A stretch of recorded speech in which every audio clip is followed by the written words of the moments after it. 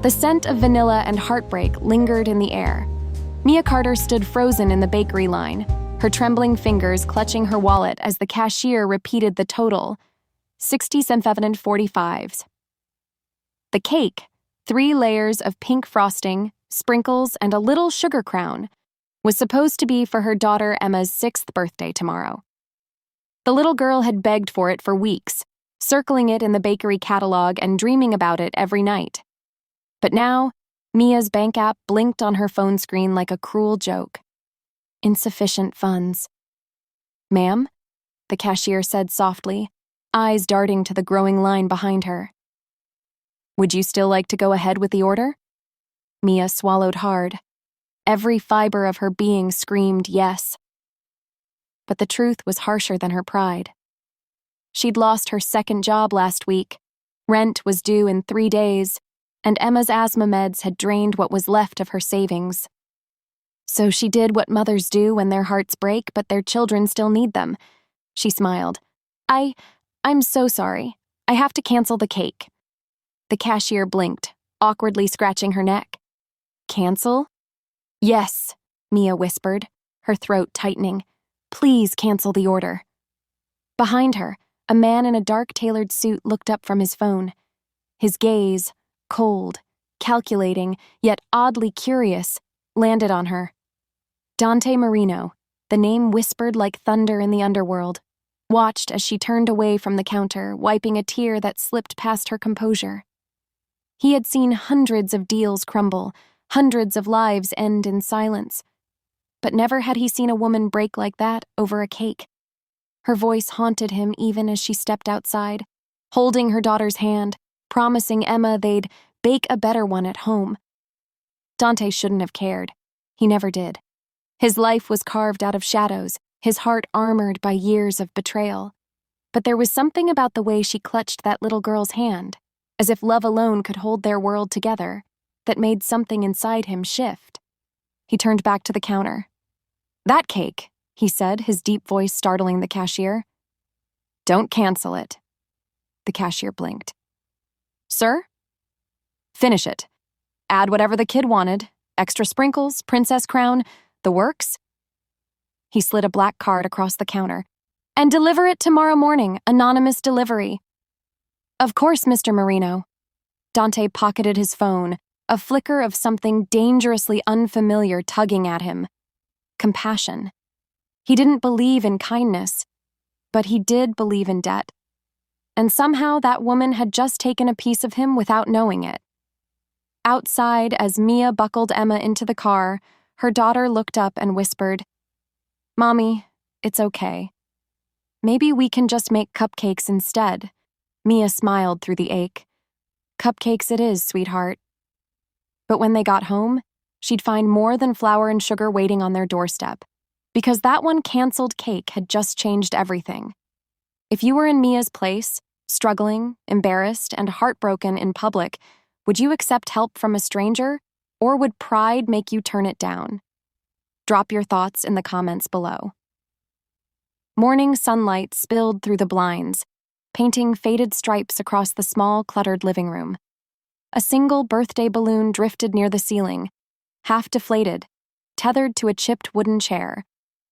The smell of pancakes filled the air, thin, imperfect circles sizzling in the pan, while Emma sat at the tiny kitchen table, coloring with broken crayons. Mia flipped another pancake and glanced at her daughter, her heart softening. Emma had her father's eyes, though Mia tried never to think about him. "Mommy, do you think my wish will come true?" Emma asked suddenly, her crayon pausing mid-stroke. Mia forced a smile. "Of course it will. Birthday wishes always do." Even if life rarely did. She'd gotten pregnant young, 19, barely out of high school. Emma's father, Lucas, had promised forever, but forever ended 6 months after the wedding when he left for work and never came back. Just a note. Just silence. Just bills. Since then, Mia's life had been a series of quiet battles, balancing 2 jobs, skipping meals to keep food on the table, counting coins at gas stations, smiling through exhaustion so her daughter never saw the fear behind her eyes. She had learned to live invisible, but today, on Emma's 6th birthday, invisibility felt crueler than ever. "Mommy, is my cake ready?" Emma asked innocently. Mia froze. Her chest tightened. "Sweetheart, remember how we said we'd make cupcakes this time?" Emma frowned but nodded slowly. "Cupcakes are okay too." Mia exhaled in relief, kissing her forehead. "That's my brave girl." Still, as she poured the last of the batter, a part of her ached, not for the cake itself, but for what it represented. Normalcy, celebration, joy without fear. She cleaned up, humming softly, until a sharp knock at the door startled her. "Mia Carter?" A delivery driver called from outside. Her stomach dropped. "Yes?" He smiled awkwardly, holding out a pink bakery box wrapped with a gold ribbon. "Special delivery. Says it's for Emma Carter. Happy birthday." Mia blinked. "There must be a mistake. I didn't—" But the man was already gone, heading back to his van. Emma gasped. "Mommy, that's my cake!" The bakery logo was unmistakable. Mia's hands trembled as she lifted the lid. Inside was the same cake she'd ordered. 3 layers, pink frosting, sugar crown glistening like a jewel. She found a small note taped to the lid. No name, no number. Just 4 words written in bold ink. "For the princess she is." Mia's breath hitched. "Mommy," Emma whispered, her eyes wide. "Did the fairy godmother send it?" Mia smiled faintly, though tears pricked her eyes. "Maybe she did, sweetheart. Maybe she did." For the rest of the day, laughter filled their small apartment, the kind of laughter that comes after too much silence. Mia took pictures, they sang, they ate cake until their cheeks were sticky with frosting. For a moment, everything felt okay. But as the night settled in, she sat by the window, the note resting in her palm. Anonymous kindness was rare in her world, and rare things always came with a price. She didn't know that across town, Dante Marino sat in the dim light of his penthouse, swirling a glass of scotch, his thoughts betraying him for the first time in years. He'd sent money, gifts, favors before, but never something that mattered. He didn't know why he'd done it.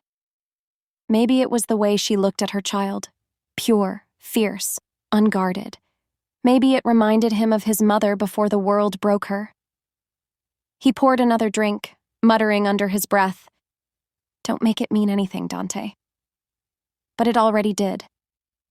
Because fate, cruel and beautiful as it was, had already begun weaving their stories together.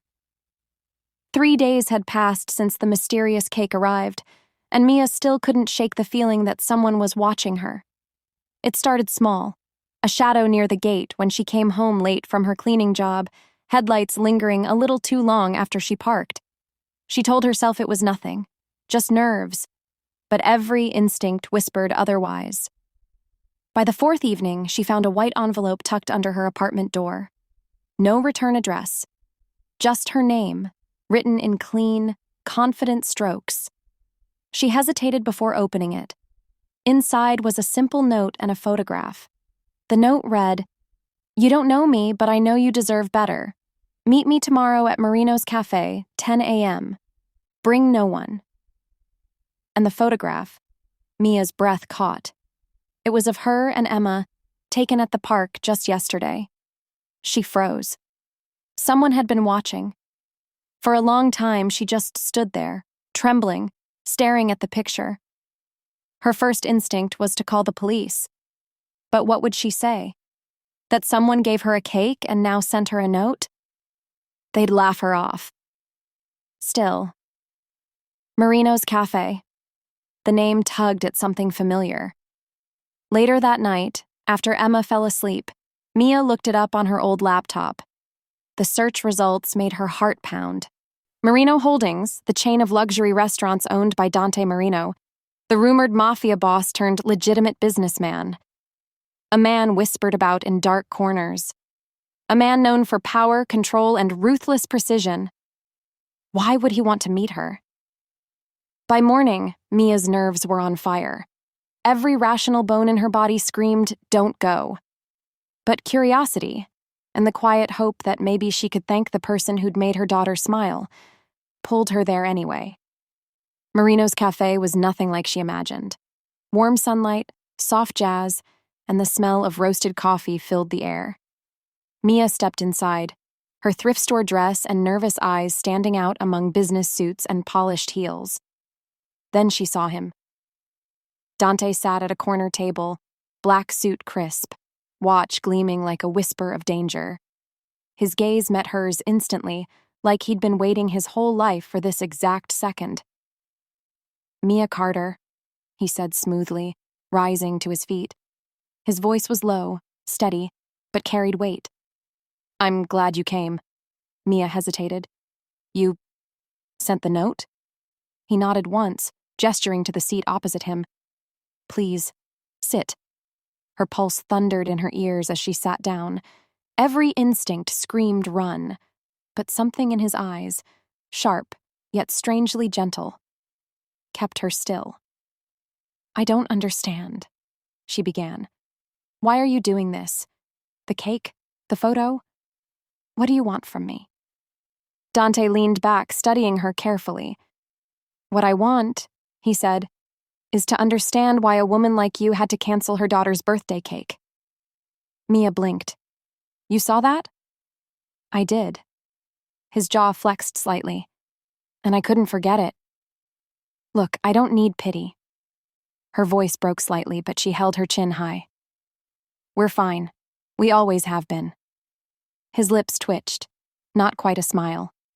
"You're proud. I respect that. But this isn't pity." "Then what is it?"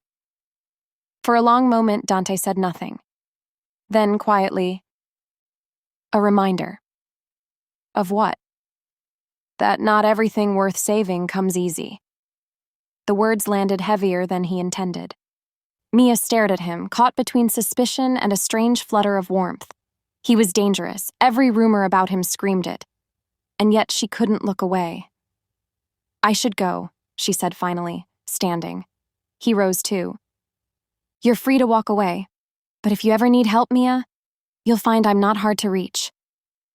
Their eyes met again, and the air between them shifted. Something unspoken passed, fragile, electric, undeniable. As she walked out of the cafe, Dante exhaled slowly, watching her disappear into the crowd. He had no idea why he'd reached out to her, maybe guilt, maybe curiosity. But something about her had started a fire he wasn't sure he could control. And Mia, clutching her purse as she hurried down the street, couldn't stop her heart from racing. Because for the first time in years, she felt seen. The following week felt like walking through a dream she couldn't wake from. Every morning, Mia told herself to forget him. The man with eyes that saw too much. The stranger who'd stepped into her life with a cake and a note. But every night, as she tucked Emma into bed, she'd find her thoughts wandering back to that cafe, to the weight of his voice, to the way his gaze lingered like a question she couldn't answer. And then, the strange things began happening again. One morning, she found an envelope slipped under her apartment door. This time with no words, only $500 in cash and a small sticky note. For Emma's future. Mia's stomach twisted. She didn't need charity. She needed answers. That evening, she went back to Marino's cafe. The barista recognized her immediately and handed her a small card. "Mr. Marino said you might stop by," the girl said softly. The card had a single address and time, 8 p.m. Marino Estate. Mia stared at it for a long minute. Every part of her screamed, "Don't go." But there was something about the mystery that felt magnetic, like a pull she couldn't resist. That night, she left Emma with her neighbor and took a taxi across town. The Marino Estate loomed at the edge of the city. Iron gates, manicured gardens, marble steps gleaming under the moonlight. A man in a black suit opened the door and led her through halls that looked like they belonged in a movie. Paintings, chandeliers, silence. Then he opened a set of heavy double doors. And there he was. Dante stood by the window, city lights flickering behind him. "I knew you'd come," he said without turning. Mia crossed her arms. "You're not exactly easy to ignore." He turned then, lips twitching slightly. "Neither are you." Her breath caught. "Why are you doing this? The money, the cake, the notes. You don't even know me." Dante's expression darkened. "Maybe that's why. That makes no sense." He walked closer, slow, deliberate. "You think life makes sense, Mia? You think good things only happen when people earn them? You were doing everything right, working hard, protecting your child, and the world still punished you. Maybe I just wanted to change that, for once." She frowned, heart racing. "You can't just fix people's lives with money." He studied her, his voice dropping lower. "Then what would fix yours?" The question struck her harder than she expected. For a moment, the air between them was thick. His cologne, her trembling breath, the hum of quiet electricity neither could name. Finally, she whispered, "I don't need saving." "I didn't say you did." Silence. Dante looked away, jaw tightening. "I lost someone once," he said suddenly. "She was kind. Too kind for my world. I couldn't protect her." Mia's anger softened. "Your mother?" His eyes flickered. "My sister."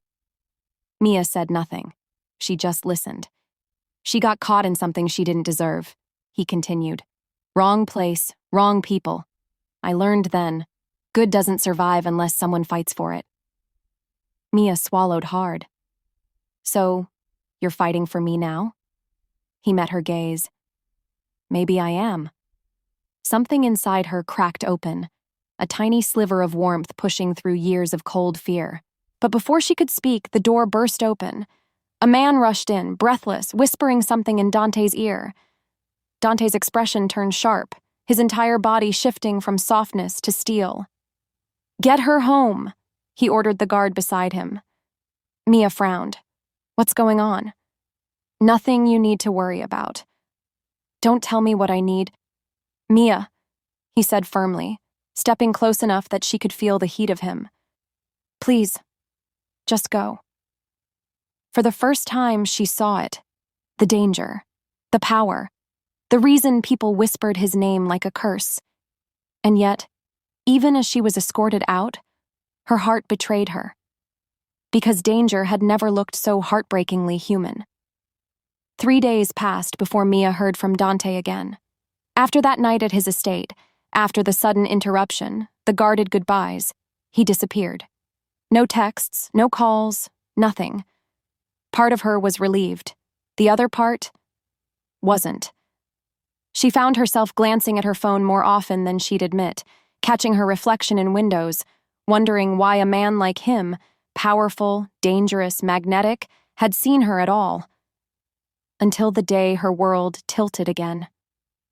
It was a Friday morning when 2 men in dark suits showed up at her door. "Miss Carter?" one asked, flashing a badge. "We're with the Organized Crime Division. We'd like to ask you a few questions." Her blood ran cold. "Questions? About what?" "About your recent interactions with Mr. Dante Marino." Her grip on the door tightened. "I don't know what you mean." One of them held up a photo, her walking out of the cafe, another of her entering the Marino estate. Mia's stomach dropped. "How did you—" "Ms. Carter, Mr. Marino is under investigation for racketeering, money laundering, and multiple cases of obstruction. We believe he's using you to move funds discreetly."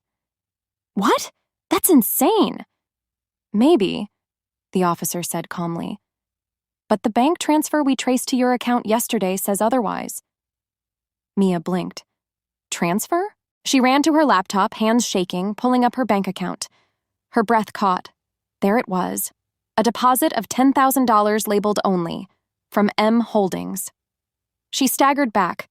I didn't authorize that." "We need you to come with us," the agent said. By the time she returned home hours later, her body was trembling. They hadn't arrested her, not yet. but they'd made it clear she was now part of an active investigation. And Dante Marino? Nowhere to be found. That night, Mia sat at the kitchen table, staring at the cake photo still pinned to her fridge. It felt like another lifetime ago, when kindness had seemed simple, when she believed miracles could come in pink frosting and gold ribbons. Her phone buzzed. Unknown number. Don't talk to the police again. She froze. Then another message appeared. Meet me. Midnight. The pier. Her heart hammered. She almost ignored it. But deep down, she knew exactly who it was. The wind was sharp and cold at the pier, waves slapping against the docks. She waited in the shadows, every sound making her flinch, until Dante emerged from the mist, black coat, expression unreadable. Why did you do it? She demanded the second he approached. Why is there money in my account? I was trying to protect you, he said quietly. Protect me?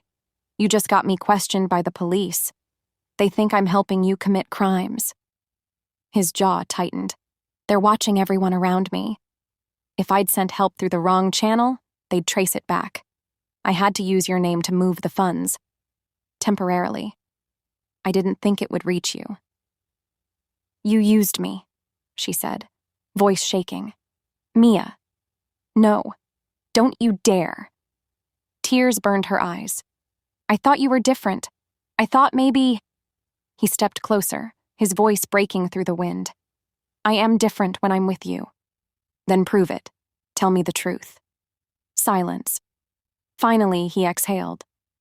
I'm not clean. Not anymore. I built this empire from nothing, and I did terrible things to keep it. I wanted out. To make something real, something good. And then I saw you. You made me want to be that man again. Mia's tears spilled freely now. Then why lie to me? Because people like me don't get to touch light, he said, voice raw. We only ruin it. She wanted to hate him. God, she wanted to. But there was something about the pain in his eyes that made her heart ache. Go home, Mia, he said softly. Take your daughter and disappear if you have to. They'll come for me soon, and I won't drag you down with me. But she didn't move. Instead, she whispered, You already did.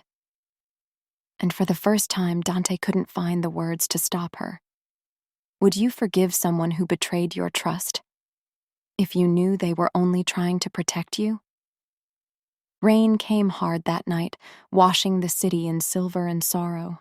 Mia sat in her car, hands gripping the steering wheel, staring at the blurred reflection of her own face in the windshield. The last of her tears had dried hours ago, but her heart still felt raw, scraped hollow by betrayal, fear, and something far worse, longing. She'd spent the last 3 days trying to make sense of everything. Her bank account had been frozen pending further investigation. Her landlord had posted an eviction notice. Her second job had suspended her until things cleared up. The police wanted more statements. Her quiet life, the one she'd fought so hard to build from nothing, was unraveling thread by thread. And somewhere in the middle of all of it, Emma looked up at her with wide, frightened eyes and asked, Mommy, are we in trouble? That broke her. That night, after Emma fell asleep on their worn couch, Mia packed a small suitcase. She didn't know where she was going, just away. Away from the whispers, the knocks on the door, the name Dante Marino echoing like a curse. She wrote a note to the neighbor. Please check on Emma if I don't come back right away.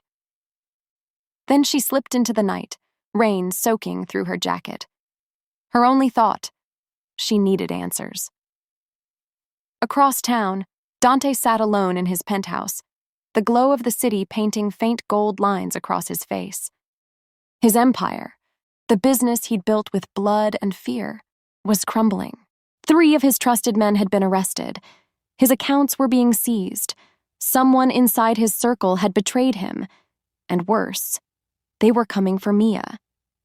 He'd tried to keep her name out of it, but once the authorities had tracked that transfer, there was no undoing it. Every choice he'd made to protect her had only poisoned her life further. He poured himself a drink, but his hands were shaking. The man in the mirror didn't look like a savior. He looked like every monster his enemies had ever called him. When his phone rang, he almost ignored it, until he saw the name. Mia. He snatched it up instantly. Mia. But it wasn't her voice. It was a man's. Cold, calm, familiar. "She came looking for you," the voice said. "We have her." Dante froze. "Where?" "Abandoned dock on River Street. Come alone." The line went dead. By the time Dante reached the docks, the storm had turned vicious. Lightning cracked across the river, illuminating the old warehouses. He found her inside, tied to a chair, face bruised, eyes wide with fear but defiant. "Mia," he breathed, stepping forward, only for a gun to press against the back of his head. "Don't move, Marino." It was Carlo, his second in command, the man he'd trusted most. Dante's voice was low and lethal. "You betrayed me." Carlo smirked. "Business, boss. You went soft, started caring about things that don't matter." He circled them slowly. "A cake? A single mom? You really thought you could live like one of them?" "Let her go," Dante said through clenched teeth. "Why?" Carlo sneered. "She's the reason the cops are watching. You made her the weak link, now she pays for your mistakes." Mia's voice cracked. "Don't, please, he didn't." Dante lunged, knocking the gun away, but another man appeared from the shadows, striking him in the ribs. Chaos erupted, shouts, gunfire, the roar of thunder drowning out everything else. Mia screamed his name as Dante fought like a man possessed. Fists, fury, desperation. He'd lived through wars, through betrayal, through blood. But nothing had ever felt this personal. When the smoke cleared, 2 men were down. Carlo was gone. Dante staggered to Mia, cutting the ropes from her wrists. "Are you hurt?" She nodded weakly, tears mixing with rain. "Why did you come?" He cupped her face, trembling. "Because I'd rather die beside you than live another second without you." Her heart cracked open. But before she could answer, sirens wailed in the distance. Red and blue lights flashed through the storm. Dante pulled her close one last time. "You have to go, now." "No, I'm not leaving you again." "You have a daughter, Mia. You promised her a better life. Don't break that promise because of me." Tears streamed down her face as she whispered, "You don't get to decide what I break." But it was too late. He kissed her forehead, pushed her toward the exit, and stepped into the flashing lights. When the police surrounded him, guns raised, Dante didn't fight. He only looked up at the sky and let the rain wash him clean. Mia ran until her lungs burned, clutching her chest, sobs tearing through her in the dark. She had lost him, the man who ruined her life, and somehow, the same man who'd taught her what love really was. 2 weeks had passed since the night at the docks. The city had moved on, like it always did. News headlines screamed, "Mafia king arrested, empire collapses overnight." The world watched Dante Marino fall, but to Mia, it didn't feel like justice. It felt like grief. She hadn't seen him since that night. The police had questioned her again and again, but this time, she told them everything. About the cake, the money, the threats, the pier. And strangely, they believed her. Maybe because they could see what he'd done at the end. How he'd risked everything to save her. Still, she couldn't shake the ache. Everywhere she looked, she saw him. The way he'd touched her face, the way his voice dropped when he said her name. That kind of memory didn't fade. It lived beneath the skin, pulsing with every heartbeat. Emma, sweet and innocent, sensed the change in her mother. "Mommy, why are you sad?" she asked one morning as they sat by the window coloring. Mia smiled faintly. "I'm not sad, baby. I'm just thinking." "About the man who brought my cake?" Her heart stumbled. "What makes you say that?" Emma shrugged. "You talk in your sleep sometimes. You say his name." Mia looked away, tears threatening again. "He's gone, sweetheart. But he did something very brave. Emma leaned against her. Like a hero? Mia hesitated, then whispered, Yes, exactly like a hero. And somehow, saying it out loud shifted something inside her. Dante wasn't just a man she'd loved. He was proof that even the most broken souls could choose goodness. That redemption wasn't about erasing your past, it was about fighting for something purer, even when you knew you might lose. Days turned into weeks. Mia found a small apartment across town, started working part-time at a flower shop. It wasn't glamorous, but it was peaceful. She spent her mornings arranging roses and lilies, her afternoons picking up Emma from school, her evenings reading bedtime stories instead of worrying about bank statements. The past still haunted her, yes, but it no longer defined her. One evening, after closing the shop, she found a letter slipped under the door. No return address, just her name, written in familiar handwriting. Her heart raced as she tore it open. Mia, if you're reading this, it means I didn't get the chance to say goodbye the way I wanted to. They'll take me away for a while, maybe longer. But I needed you to know. You didn't ruin my life. You saved it. You reminded me of the man I used to be, before the guns, before the greed. You gave me something I didn't know I still had. Peace. Take care of your little girl. Tell her the world can be kind, even when it isn't. And if fate ever lets me see you again, I'll bring her another cake. Dante Mia pressed the letter to her chest, tears spilling freely this time, not from pain, but from release. He was alive, imprisoned maybe, but alive, and somehow, knowing that was enough. She walked outside, the evening light turning gold, Emma's laughter drifting from the playground nearby. For the first time in years, Mia felt free. Not because life had become perfect, but because she had. She'd survived. She'd loved. She'd risen. And somewhere in the distance, behind bars and shadows, she hoped Dante was doing the same.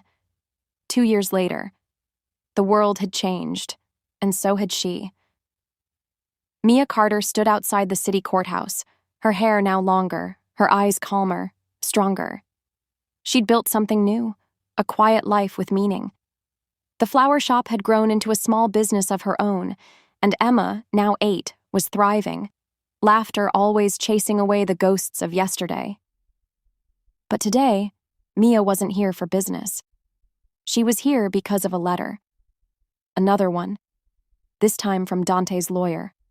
Short, formal, but with one line that had made her heart stop. He's getting released. She told herself she shouldn't come, that some things were better left in memory, that maybe the man she'd loved didn't exist anymore. But part of her knew. She'd never forgive herself if she didn't at least see him walk free. So she waited by the steps, hands clasped, trying to steady her heartbeat. The heavy doors opened, and there he was. Dante Marino, thinner, older, but unmistakably him, dressed in a plain gray coat, hair streaked with silver, eyes still burning with that same quiet intensity. He paused when he saw her, disbelief flickering across his face like sunlight breaking through clouds. Mia, he breathed, almost afraid to say her name. She managed a smile, small, trembling. You kept your promise. He chuckled softly, voice rough with emotion. Took me a while, but I always keep my promises. They stood there in silence for a long time, the city moving around them. Taxis, sirens, people rushing past, unaware that time had stopped for two souls finding each other again. Finally, Dante spoke. I didn't think you'd come. I wasn't sure I would, she admitted. But Emma wanted to bake a cake tonight, said we should share it with someone special. Something in his expression cracked open. The dangerous man gone, replaced by the one she'd seen glimpses of beneath all the darkness. She's okay? He asked. She's more than okay, Mia said softly. She's happy. And I think she'd like to meet the man who sent her the best birthday cake of her life. Dante laughed quietly, the sound deep, genuine, disbelieving. I don't deserve that. Mia stepped closer. Maybe not, but you earned it." He looked at her then, really looked. And in that moment, she saw everything. The guilt, the strength, the longing. "I thought about you every day," he confessed. "The sound of your voice, the way you looked at me like I was more than the things I'd done." "You were," she whispered. "You still are." A tear slipped down his cheek, and he didn't bother to hide it. "They offered me witness protection, new name, new city, but I couldn't take it." "Why not?" "Because every name I'd ever taken meant running from something, and the only time I ever stopped running was when I was with you." The words hung between them, fragile, raw, true. Then Mia did what she'd wanted to do since the night at the docks. She stepped forward and wrapped her arms around him. For a moment, Dante froze, like he couldn't believe he deserved warmth. Then he held her fiercely, desperately, as though the world might vanish if he let go. She whispered against his chest, "You're free now. Don't waste it trying to be perfect. Just be kind. Be real." He closed his eyes. "I can do that." They stayed like that until the wind turned cold and the city lights began to glow, painting gold over their shadows. That night, back in her apartment, Emma ran into his arms without hesitation, as though she'd known him her whole life. "Are you the man who made my cake?" she asked, eyes wide. Dante smiled, a real smile, soft and unguarded. "I guess I am." "Then you're family," Emma declared. "Mommy says people who make others smile are family." Mia met his gaze across the room, her heart twisting in quiet awe. Family. He'd spent years ruling an empire built on fear, only to find everything he ever wanted in a little girl's laughter and a woman's forgiving eyes. That night, as they lit candles on a new cake, vanilla, pink frosting, 3 hearts on top, Dante looked at them both and whispered, "You saved me." Mia squeezed his hand. "No, you saved yourself. We just reminded you how." And for the first time in his life, Dante Marino felt peace.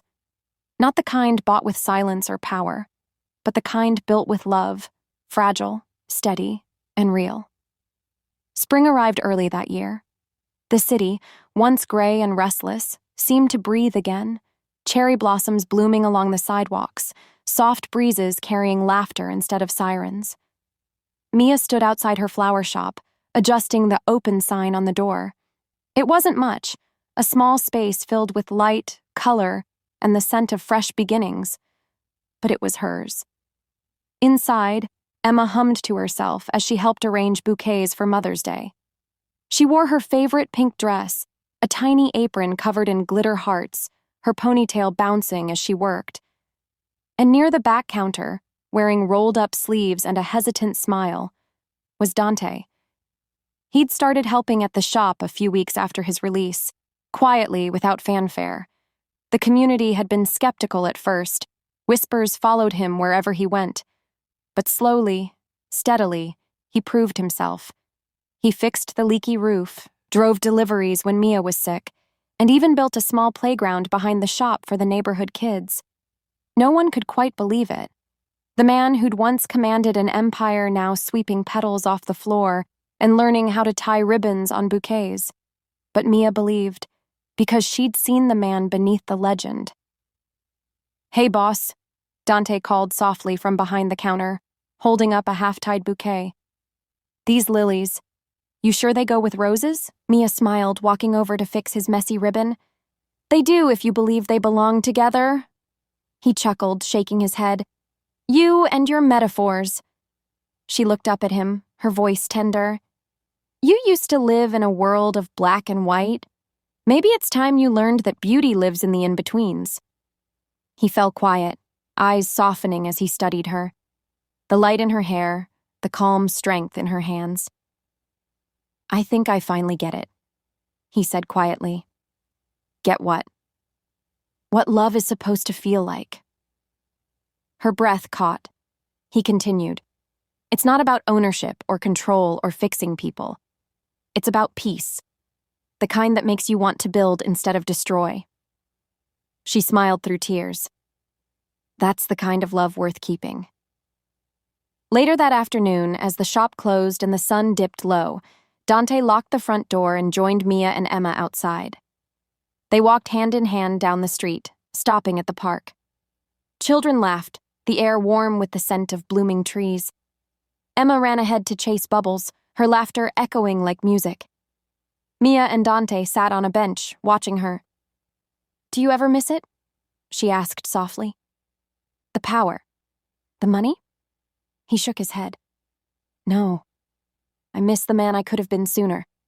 She leaned against him. "You found him now." He smiled faintly. "Because you saw him first." A long silence passed, comfortable, golden. Then Emma came running back, holding something behind her back. "Close your eyes." They obeyed, laughing. "Okay, open them." In her hands was a small cake, a simple vanilla one with messy pink frosting and 3 uneven candles. "I made it myself," Emma declared proudly. "It's for us, for family." Mia's eyes shimmered. "Oh, sweetheart, it's perfect." Dante looked down at the cake, then at them, the 2 souls who'd saved him from himself, and he felt something he'd never known before. Home. They lit the candles, the flames flickering softly against the twilight. Mia whispered, "Make a wish." Dante smiled. Already did. They blew out the candles together. 3 breaths, 1 Months heart. later, the flower shop's sign had changed. It now read, Marino Carter, Bloom's Bakes. Inside, Dante's pastries had become a local favorite. The same man who once dealt in secrets now dealt in sugar and smiles. And every year, on Emma's birthday, he made her a cake. Pink frosting, extra sprinkles just like the first one. Because love had rewritten their story, one act of kindness at a time. Sometimes the greatest transformations don't come from power or revenge. They come from love freely given, even when it's undeserved. So tell me, do you believe that kindness can change even the darkest heart? Drop your thoughts in the comments. Thank you for watching this story to the end. If you enjoyed this story, you will surely love the next one. It's as interesting and even more intriguing as you can ever imagine. So do check it out. Click on the image showing on your screen right now to watch the next one.